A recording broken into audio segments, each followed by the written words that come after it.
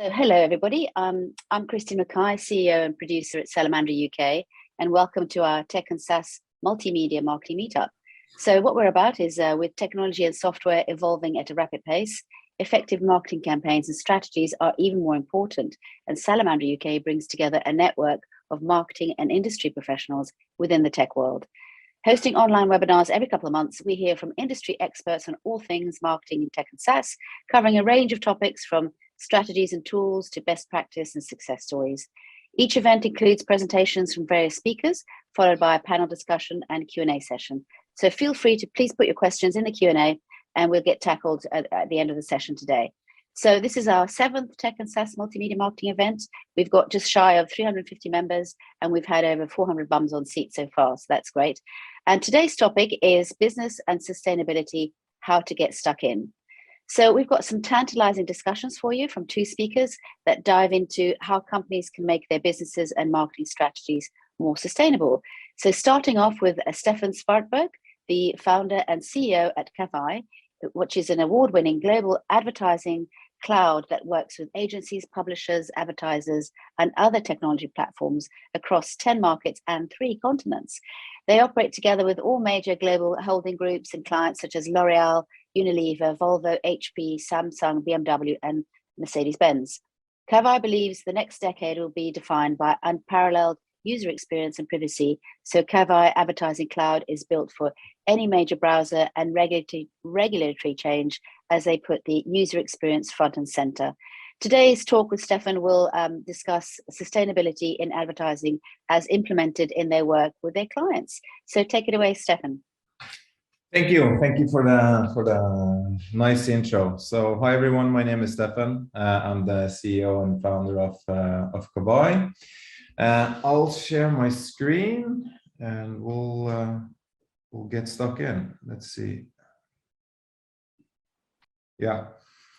Okay, cool. So I'm here today and to talk a bit about how we as a advertising platform are working towards sustainability. When we're talking about advertising and sustainability, it's a bit contradictory because obviously advertising is built to get people to buy more stuff and to promote and get people engaged about new types of products and services. So from our point of view, we've been looking into how we can have a positive impact from our end, although our industry is designed to do the opposite. But obviously, as we all do know, advertising is needed because we need to learn about new interesting things, new interesting products, and so on. So we've been working on this for the past 2 years in terms of looking into how as an advertising platform we can actually make as a positive impact as possible related to the environmental impact. So I'll just take me away. So in short, just quickly about Kobay. So we're a Norwegian advertising technology company. We started off the company back in 2018, and as initially stated in the intro, we're now in 8 markets, 3 continents. We work with global media agencies and creative agencies and their clients. Our focus is a conversational advertising, which means that it's ads you can talk with. But we're also launching a fully fledged 360 platform where you can do videos, social media, e-commerce, and everything that's related to user experience. And I think when we started Kavai, we had 2 main pillars that we wanted to base the company on. And one is privacy. So we do not collect any user data, no IDFAs, no cookies, no acronyms that's related to personal data. And then secondly, we believe creativity is underinvested in, especially in online advertising, and that the big opportunity for brands, agencies, and publishers is to find new incremental ways of connecting with consumers. And initially we started off with this product. So I'm not here for a sales pitch, but just to give some flavor to what we do, because for many conversational advertising doesn't really say anything, but this is in general the look and feel of a conversational ad campaign from Kobay. Okay, enough sales jibber jabber. Let's go to today's subject. So I think looking into our ESG journey or our sustainability journey, Kavai is privately funded by the Norwegian government, which means that's public, and it also sets the stage for certain standards that we as a company must fulfill. And when you think about Norway, you usually think about the fjords and the beautiful scenery. But if you look at the Norwegian economy, we're one of the worst countries in the world in terms of pollution and extracting energy from the planet. So when we started this process, you need to start looking at, you need to have a look in the mirror. How can you, in the best possible way, optimize your product and how you build your product, how you deliver your product to become a sustainable solution. So in short, if you look at the online advertising industry, these are based on our in-house and third-party verified research. It's estimated around like 1%. I think once we start to unpack more of the implications of online advertising, we estimate the total energy consumption to be closer to 2%. We'll also see this steadily increase in the years to come as more and more ad dollars are moving to digital devices, and especially with the rise of CTV or like a Netflix and others, or a Disney that actually announced last week that they're launching advertising on their broadcasting apps as well. We'll see a larger shift of ad dollars going into digital, which we will see this number increase if we don't do anything about it. So when we're kind of looking in the mirror and what we're doing, we try to break down what is impacting or what's our impact in terms of carbon emissions, basically, and the energy consumption from an advertising perspective. And from a Kobay perspective, we have identified 5 factors that's causing implications to planet Earth from our system. And one is the size, so obviously how big is the ad, how much the ad weighs, then it's duration, how long is the ad running, how much energy does it consume to make the connections to the cellular towers and so on. The number of connections required, so obviously if you're distributing your campaign across multiple publishers, platforms, etc., that means that you're increasing the energy consumption related to your campaign. Frequency, we live in a data-driven economy, which means that people are constantly looking at reports, statistics, analytics, and so on. So every time your analyst is pushing refresh, that's causing more load on the energy consumption. So being data driven is good for business, but bad for the planet, basically. And then it's also distance, because as global advertising technology is not in every damn market, it means also that companies like ourselves that's based in Norway, we will need to use infrastructure in countries like Uruguay, which means the distance and how we effectively set up our technical infrastructure puts more pressure to the energy consumption. And I think when we started off this journey, it's looking into global standards. So how can we as a company apply global standards and join what's already done in terms of research and development, and see how we can apply that to our company. So one is naturally the greenhouse gas protocol.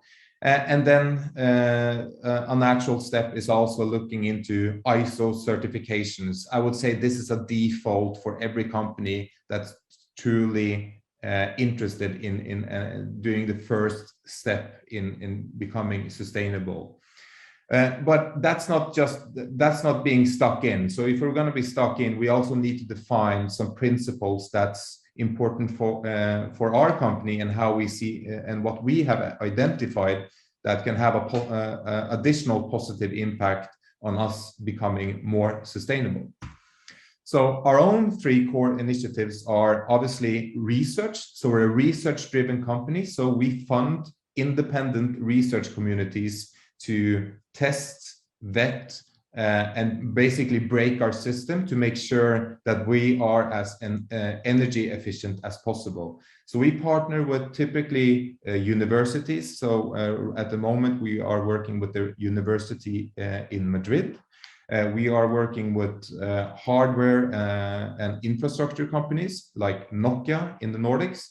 We worked with Telia, which is the biggest telco in the Nordics, to have access to data to understand when we deliver our product, which is ads online, how much of the energy does that actually consume, and how can we look at our process to optimize the energy efficiency, so we have a better delivery of our ads, and hence we reduce the consumption of energy by hopefully 80%, but roughly now around 50% already after 6 months.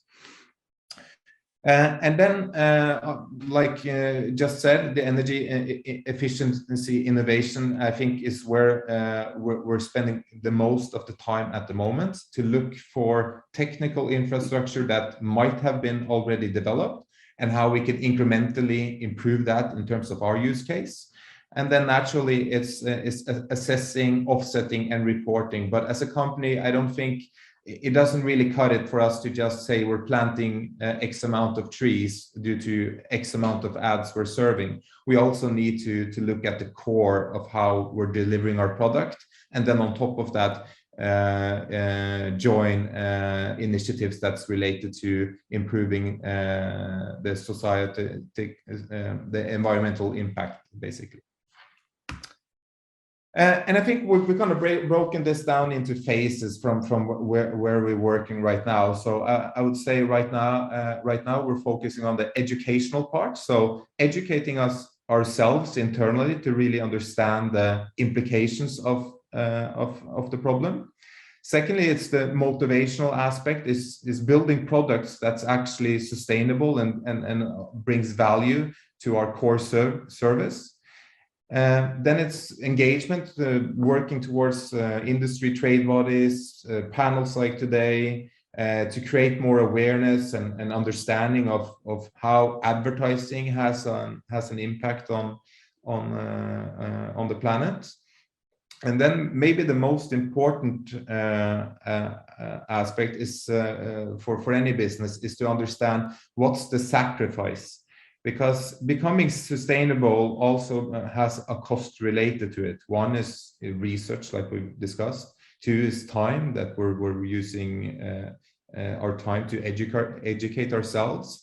And then maybe most importantly, coming from an ad business, is that from our perspective, having a sustainable and energy efficient product should be a default and not a way to increase pricing or to effectively greenwash yourselves to attract more clients. So I think the sacrifice from Kobay perspective is that this is being applied across all our products within our organization. It's eating up a lot of time, but we believe it's worth it, and that's time away from developing products or selling. And then more importantly, that for all our clients, that we are not increasing the cost of using Kavai, because that will also be counterproductive in terms of being truly sustainable. So, and our commitment and our goal is that all the electricity that we use to serve amazing online ads, they should be renewable, and by the end of 2023, and we're on a good path on that. Thank you. Oh, that's amazing. Thanks so much, Steffen. That's definitely food for thought. We have got some questions coming in, but we'll leave that till the end if that's okay.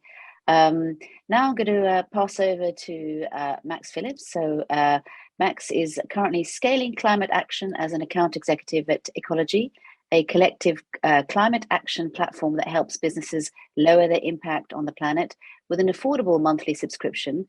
He's helping to scale to reduce global emissions by 50% by 2040, which is quite a goal. And Ecologi helps businesses and everyday people lower their impact on the planet with an affordable monthly subscription to a platform for collective climate action. For less than a cup of coffee a week, you can become climate positive. And Max is going to take us through how sustainability can be included in your day-to-day business. So take it away, Max. Fantastic. Okay. There we go. Yeah, so thanks everyone for attending, and really great talk from Steffen. Really nice. I think our kind of little pieces will go together quite well, as yours is a really nice specific example of some business initiatives. And what I'm hopefully going to go through here is a bit of a wider picture of what an average business should be expected to do, and how that kind of works, and a few models that hopefully are useful for everyone to take away from this webinar. So yeah, first real quick, who are Ecologi? So as Christine said, we're a platform for climate action. So we're a bit more than 2 years old now. And we have this ambitious goal of reducing 50% of global emissions by 2040. So far in our 2 and a bit years, we now have 11,000 businesses working with us on the platform, more than 30,000 individuals, and we are now planting more than a tree a second, which is a stat I really like, but just going to show kind of this collective action of having lots of entities, be it individuals or organizations, funding climate solutions at the same time really does add up. So far, just over 35 million trees. So yeah, this is our goal, and so far we've done just over 35 million trees across the world, and almost 2 million tons of CO2 that we've kind of offset through the platform. So I'm going to skip over this bit on the climate crisis because I feel like we don't need any more bad news at the moment, but there is this latest UN IPCC report that if anyone is interested in reading up a bit more about the science, this is a really good one. We've got a kind of blog post summarizing the key takeaways on Ecologi if you wanted to have a look at that. But the solutions, important stuff. So 2 kind of key things to understand to start with. To get society to net zero emissions, there's 2 pathways, and both things are completely necessary and both things are absolutely complementary. So one is reducing our emissions. So there's kind of 2 ways as a business you can think about reducing your emissions. One is within your value chain and one is outside of it. So within your value chain, within your business operations, the example Steffen was giving, like the materials you use, the energy you consume, whether that's renewable or not, all of these things you can use to reduce your business-wide emissions. And then more globally, you can help other entities reduce their emissions, and that's typically what's known as offsetting. So if you have a certain amount of CO2 emissions that you can't decrease any further at this specific time, then you can purchase offsets, which in effect means that you're helping someone reduce their emissions somewhere else. So you can see from this graph that by and large, the majority of the action that needs to happen for us to stay below 2 degrees across the planet is reducing emissions, both inside of our own businesses and helping kind of other entities reduce their own. And then the other category of impact that is getting a lot more attention nowadays, which is really exciting, is removing emissions. So instead of just preventing more stuff going into the atmosphere in the first place, we're actually building more and more solutions that and scaling them up that will help us remove emissions that have already gone into the atmosphere. So there's 2 kind of categories. We have nature-based ones like reforestation, and then we have newer technologies like direct air carbon capture, which basically sucks CO2 out of the air like a vacuum and then allows us to store it underground. So that's growing as a field at the moment. It's really exciting. But yeah, these are the two kind of categories of impact that need to happen. And then as a business, there's kind of one core area that all businesses are going to be expected to be accounting for, and that is, Steffen was saying, your scope 1, 2, and 3 emissions. So your business-wide emissions, and operationally, that is something that at the moment in the UK, most large businesses are now mandated to start reporting on their business-wide emissions, but that's expected to trickle down to SMEs in the next few years too. So the end goal is to be a net zero business. So that means that in total, you are not producing any emissions. So you'll have, see this graph kind of shows you over time that progression. So at the moment, you have a certain amount of CO2 emissions that your business is responsible for. And the aim is over time that you can reduce this each year and eventually get to a point where you have a much smaller amount of emissions that you're still directly responsible for. And those you can completely compensate for through carbon dioxide removals or other greenhouse gas removals. So the end goal is to get to net zero, but at the moment that's really hard and pretty much no business has reached that point. Not many businesses know how to reach that point yet because there's a lot of question marks still for how it's going to work. But I just wanted to share these kind of 4 core steps at the moment that everyone should be thinking about. So the first thing to do is to measure your carbon footprint, and that can be for specific products, or it can be business-wide, and just understand whether it's for the ads you're displaying, what is the footprint per ad, or whether it's across the whole business operations, what is our annual footprint and what does that look like? So you can do that with consultants who can come in and help, or there's a few carbon accounting kind of software pieces that help you automatically process that and run the numbers. The second key thing to be focusing on is reducing your emissions, and that's going to be ongoing for the next 10 years, 20 years at least. So just making sure that you are putting things in place like switching to renewable energy, switching to an electric vehicle fleet, and any other things like that will enable you to be reducing your internal kind of inside your value chain emissions.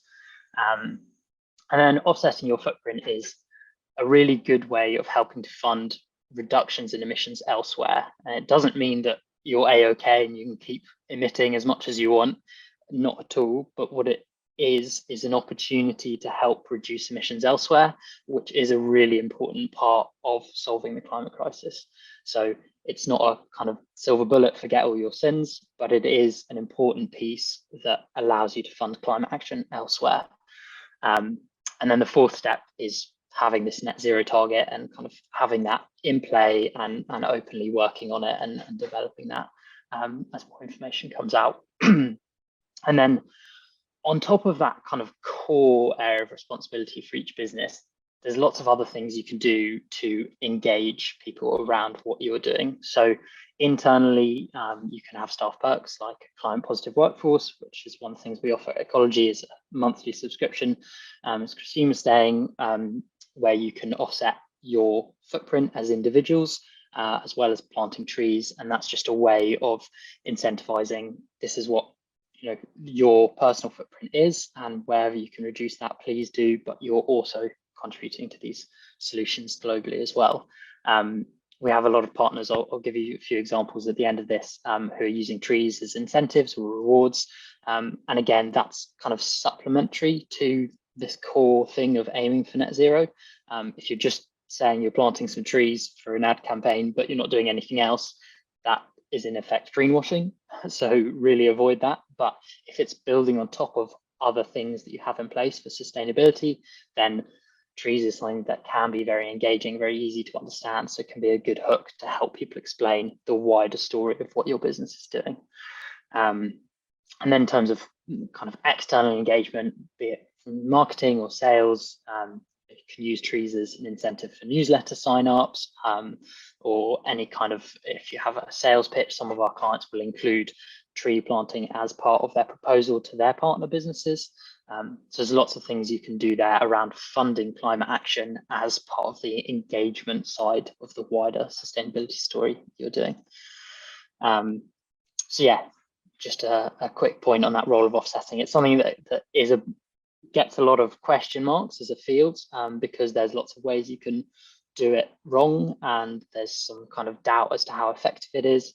But when it's used in the right way, as we saw from that graph above, it can be one of the most effective things you do, because, for instance, helping reduce emissions, say in India, by funding solar panels and a kind of solar farm, might be much more cost effective than something happening in the UK. And that's not to say that you shouldn't also be doing a thing in the UK and say that's within your own business, but it does just mean that by helping fund that solution in India, we can actually have an outsized impact with the amount of kind of funds we have available to us. So it is a really important thing to be doing, and we're all responsible for kind of reducing our footprint, but offsetting is a kind of complementary thing we can be doing as well.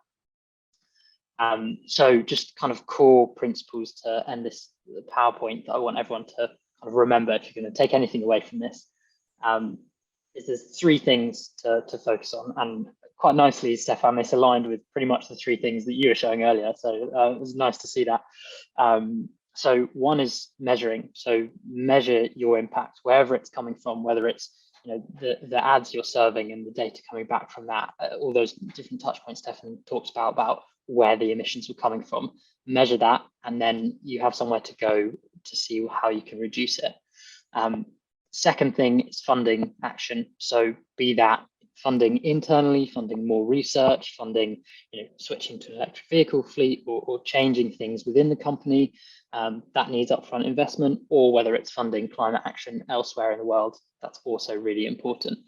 And as Steffen said, that is a sacrifice in the short term because you are giving up on other priorities that are also important. But I think one thing that should also be remembered alongside that being framed as a sacrifice is that in the long run, we truly believe at Ecology that if a business isn't sustainable, they're not going to survive. They're not going to remain profitable over the next kind of 10 years or so. So it's a kind of investment in your business's longevity and continuing profits. So although it might be an extra kind of cost and sacrifice at the moment, it is a really important investment for the long run. And then kind of surrounding this, and I'm sure many people in kind of marketing space would be most relevant here, is the engage piece. So whatever you're doing sustainability wise, it's just really important that you can communicate that effectively, help people understand what it is you're doing, what else you're working on, and kind of being able to tell those stories quite well. So that's a little quick bit from us. I just wanted to share 2 or 3 different stories from the platform of what our businesses are doing, just to kind of flesh out some of these ideas a bit. So Steffen also mentioned Nokia. Clearly, they've got some good things right in their sustainability policy so far. And one of the things that we're working on them with is planting trees for every phone they sell. So they are measuring the footprint of their phones, and they're trying to reduce emissions. They're recycling different components where possible, and they've got this kind of long action plan in place for making that as sustainable as possible. But one of the things that they're doing on the engagement side is planting trees for every phone that they sell. And that's just to try and communicate the story more effectively to their end customers, because they know that not everyone is going to care if it's recycled aluminium or not, or understand what that means. But they're using trees as the kind of, I guess, the front line of saying, look, here's something that I'm sure you will understand and will care about. And that's just reflecting that we have all this other climate impact behind it that's also happening. Another instance, we're working with Oracle, and what they're doing is using trees much more as an internal reward incentive. So for employee birthdays or kind of employee recognition schemes, they'll plant trees as a thank you for kind of hard work internally. So again, it's kind of, you can use them as that engagement piece around the internal work you're doing. One last example is, so we're working with Ubisoft, and they've implemented a mini game within one of their console games where you can plant a tree.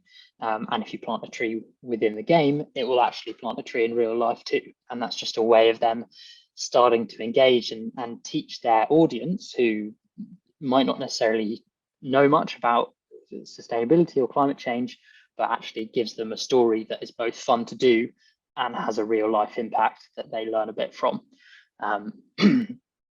With all of these things, Ecology is a platform to try and help support all of your climate goals to be in one place. So we do offer most of these kind of services. But yeah, as Steffen said, not a sales pitch tool, but this is something that we spend our kind of day in, day out trying to help businesses do. So if you do have any questions, then feel free to let me know.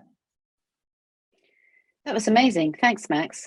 Some definitely food for thought there. And we've had a few questions coming in. Steffen's been very organized and already answered a couple of them, but I will ask them again just for those who weren't privy to that. So one of the questions for Steffen to begin with is this a trend that you see other companies based in the Nordics are also taking part in? So maybe you can answer that for the general group. Yeah. And my answer was I was a bit unsure if it was related to advertising technology or companies in general. I would say Nordics has come quite far in terms of ESG, and it's been a priority for many years right now. And I think if you read any annual report from a Fortune 500 company, you'll see in the top 5 that ESG is one of the main priors. I think maybe the problem is that most companies, they don't have a good view on how to address it without any sacrifice, because usually the sacrifice, it kind of hurts a bit, especially when you're really big. It's easier to do sacrifices when you're small.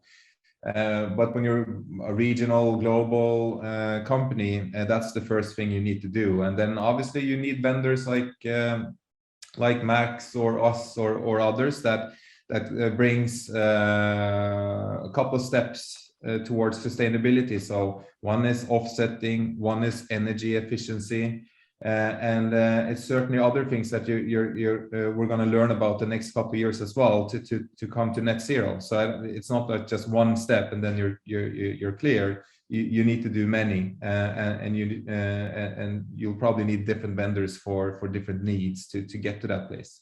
Yeah, no, absolutely. I think it's kind of one step at a time, isn't it? There's a question here from Max. It says, I've seen reports that we don't have enough land in the world to keep planting trees to offset our emissions.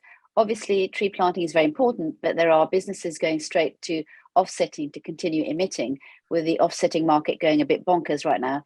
How can offsetting now be a solution to emissions we're reducing over the next 10 to 20 years? Quite a question. Yeah. Absolutely. So there's a few different pieces to that. I guess the first place to start is widely tree planting is not considered as offsetting. So the reason for that is because, and this kind of ties into one of the other questions about what's considered a good offsetting project. So there's 2 standards that are considered kind of top tier in the industry. So one is gold standard and one is verified carbon standard. And if you're looking to purchase offsets, that should be the kind of minimum criteria, is that you have one of these 2 schemes certifying the offsets you're looking to buy. And tree planting, because you're planting trees, they have to grow up. It takes typical kind of 20, 25 year lifespan before they're mature enough to be capturing a significant amount of carbon each year. So although it's a future reduction of emissions, if those forests continue to be protected and grow up and restored, it's not really seen as offsetting because it's not in the present. So there are some offsetting projects that are nature-based, and those are conservation-based. So that's when an area is at risk. So it might be a forest at the edge of the Amazon is at risk of getting cut down. And there, in that instance, a project that protects that area and mitigates that risk can be funded as an offset, because otherwise the emissions that would have come from those trees getting cut down would have happened immediately. So yeah, just a quick point now on tree planting and conservation. I guess just 2 different angles there. And tree planting isn't offsetting. It's something kind of additional that you can do as well, has a good impact, but it's not quite offsetting. In terms of land use, yes, absolutely.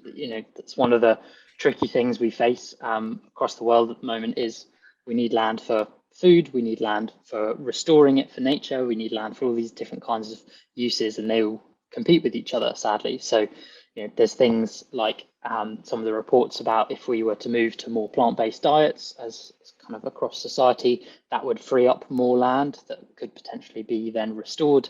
So it'd have a kind of double impact of reducing the emissions from food, but also freeing up more land to be restored.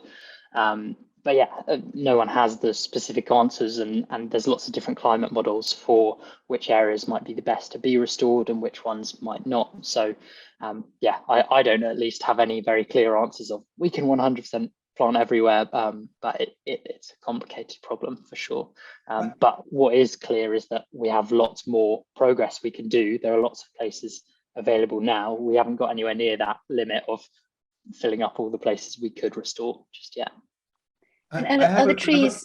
Sorry, go on. I have a question for you, Max, and this is just a curiosity because I think most of us is in an educational phase right now regarding sustainability and how we go about our businesses. But I could also easily see that when we're in an educational phase, mistakes may happen. And do you have any like data or insights that, okay, let's say a big global brand signs up to the platform, and then let's plant trees, and then let's plant 2 million trees, and then let's just charter 40 flights down to South America, and we'll plant them, and we're green because we're, and then so do you have any like how does it really like work for the big global brands in terms of the supply and the planting of it, and how does that, like the logistics of it, how do you measure and minimize that type of impact? Just curious. Yeah, absolutely. There's a few different angles to take on that. So us at Ecology, one thing that we're really prioritizing at the moment is building out quite an extensive greenwashing policy so that we can be really clear on which businesses use the platform and how they use it. So we've already had a few conversations where we've said, a particular airline has approached us and said, hey, we'd really like to plant some trees for every ticket we sell for every passenger, but we're in effect like, well, you can't do that because that is completely greenwashing, and actually you need to be tackling the emissions from reducing the flights and changing the fuels and all these other things that absolutely need to happen first before you can even think about the engagement piece of tree planting. So, and we've recently had to fire a few customers because they've been kind of stepping over the line in how they're using the platform and what they're doing there. So it is really delicate because it's not really a case of, oh, we're just giving all the blame on you, because as you say, everyone's in an educational phase at the moment. And a lot of the time you have to explain to people, you can't just put 50 people on a flight and plant a few trees and it's all okay. Actually, you have to work around these other things, like could you have done that meeting virtually, and could you have traveled by train, and what are all these other options first, and how you can, that's again that model of we need to reduce the impact first and then see offsetting and tree planting as the kind of, okay, here's the pit we can't do anything about anymore. And then that's when you might use a service like Ecology for that kind of last piece of the puzzle. But certainly communicating that and taking people on this educational journey is complex, and it's something everyone is trying to get their head around really still quickly. learning. Yeah. Out of interest, the trees that you plant, are they fast growing trees, or are they sort of more longer growing but more substantial trees, or is it a mixture of both? It's a big mix. So most of the trees we planted initially have been mangroves. So the reason for that is they grow quite quickly.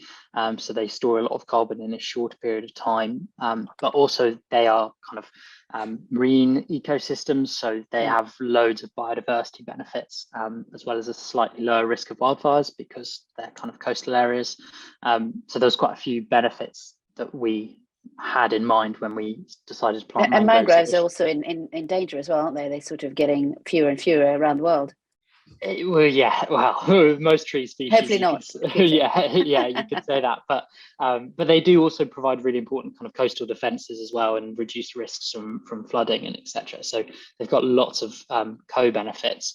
We recently have started planting with lots of new partners around the world. So have moved into a few projects like agroforestry, where farmers are paid to also plant trees on their land in kind of combination with the crops they're harvesting, and to make a slightly more sustainable cycle. More natural. So, yeah, exactly. Brilliant. I've got a couple more questions. This one could be for either of you, actually, or both of you. It's how can we pin down and measure the damaging aspects of what we do in terms of energy consumption, especially when it comes to data? I don't know if either of you want to, or both of you want to answer that. I think it's a good question. So I can answer from an advertising perspective. So the whole advertising ecosystem is largely dependent on tracking to some extent now to make sense of the investments that you do in online advertising. So every time someone launches a campaign, they will include tracking. So it means understanding if someone clicked, what happened after they clicked, etc. And when you have multiple of these trackers implemented, it effectively gives a call to a server to respond with some information or store some information.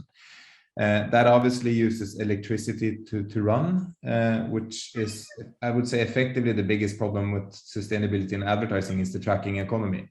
Because the obsession of tracking consumers puts a higher load on the servers, which stores the data, which then overheats, and then you need more electricity to cool down the servers, etc. So one solution to this problem from an advertising perspective is already fixed through regulatory change. So with GDPR, CCPA in the US, it's more difficult to use tracking systems of consumers. Secondly, the big browsers and hardware developers have now also they're making changes to how they operate. So, for example, for Apple, they've shut off the opportunity to track people without their explicit consent, which means it's less data from Apple being tracked. And secondly, Google is killing off the cookie and also their mobile identifier. This should actually reduce the emissions from advertising quite dramatically. And that's through regulatory and browser hardware changes that's done from the global platforms. Then in terms of, in general, data, if you're storing data on servers and you're constantly refreshing the data sets, that's obviously triggering the server to use more energy. So I think it's applying a good process, and that's more related to your internal processes and how you use some sort of data set, because I think most people don't realize that every time you're refreshing a page or sending an email, like a thank you email to everyone on a mailing list, that's actually putting or eating some energy from the planet, which ultimately is not good for climate change. So I don't know. It's quite sobering thought. Yeah, so like, don't reply thank you to every damn email, and then it's a good start. So I think, but this is the educational part, right? Yep. You don't think an email does that much damage, and in one email doesn't, but over the course of time, it actually puts a lot of pressure on the energy consumption, and that's where you can kind of like start. So less funny pictures on a Friday before you leave the office, it's probably good for the planet. Then call someone instead, or meet them in person, which you're allowed to do now, which is good. Amazing. That's very sobering thoughts there. And Max, have you got anything to add on that particular question? Yeah, I guess the area that I can add a bit is the data, basically where you can get insights on your emissions data. So one area that is super valuable is actually your financial transactions and your kind of accounting history. So there's a new field called carbon accounting at the moment. And basically what that does is you can connect, say, if you use something like Xero, your accounting software, and every financial transaction actually you can connect that to emissions data. So say if you spent £5 on energy in the UK, you can get the average emissions intensity of £1 of energy. It might be 10 kilos of carbon, and then you can build up a picture from all of the financial transactions you've had over the last year, month, week, whatever it might be, and see that converted into emissions from different industries, sectors, and your scopes and things like that. So there's quite a lot of innovation at the moment going into how we can draw these insights of your emissions from data that we already have to hand, like financial history. So yeah, there's a lot of work going into there to make it easier for businesses to be able to extract insights about their emissions based on kind of data that we already hold. Amazing. That's really interesting. And the last question I think we've got is, and it's something that speaks to us as well, because at Salamandra, we're also going on our sort of carbon journey and how we're currently doing that whole sort of research piece and what we can do about it. So it's quite exciting. But the question came in is, what is the basic criteria for a good carbon offset project, and how can SMEs with a smaller budget get involved? So maybe a question for both of you, actually, because I think it would definitely speak to a lot of our listeners today. Yeah. So Max, do you want to go first? Yeah, happily.